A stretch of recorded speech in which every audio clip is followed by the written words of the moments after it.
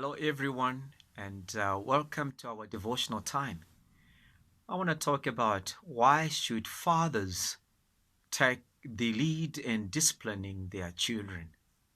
In 1 Corinthians 11:3, Paul says, "This one thing I want you to know, that the head of every man is Christ, and the head of every woman is man, and the head of Christ is God." It's a picture of the order of God, where it places responsibility for man, for vision of the family, direction, values, and discipline. So it is from God, and we must take our lead because this is what we are expected of by God. And fathers must needs to make the vision clear to the family. Make it clear to the family, well articulated to them.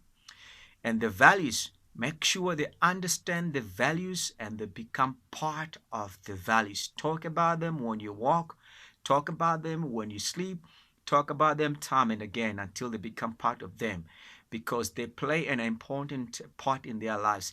They create a boundary around them so that when they cross wrong paths, it triggers an alarm bell that warns them they are going in the wrong place. And so it's important for the fathers to make it clear.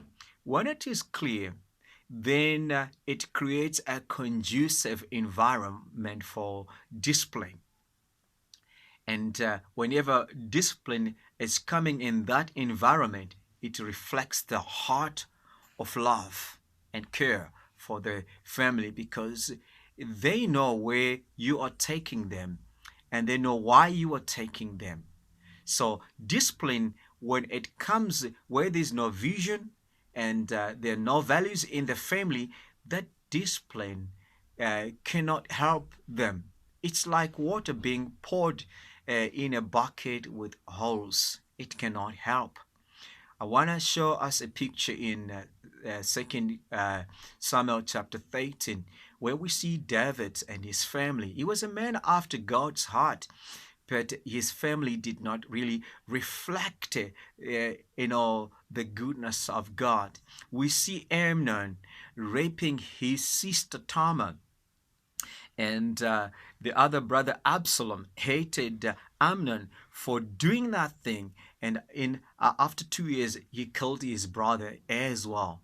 He killed Amnon for doing that, and he ran away. And when he was brought back, he rose up against his father, wanting to take the kingdom. And he did not only do that, he also took his father's wives on top of the rooftop in front of the eyes of Israel, and slept with the concubines of his father. He brought such shame and reproach over Israel.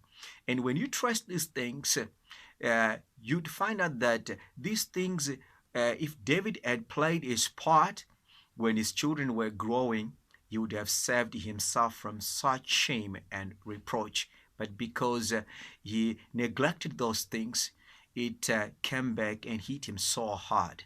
Fathers, I want to encourage you to take your lead in disciplining your children lovingly.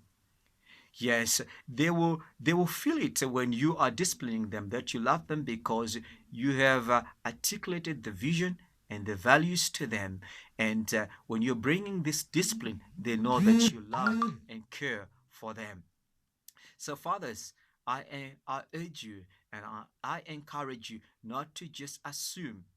Have time with your family. Lead your family well. Discipline them, because discipline will bring hope in the end.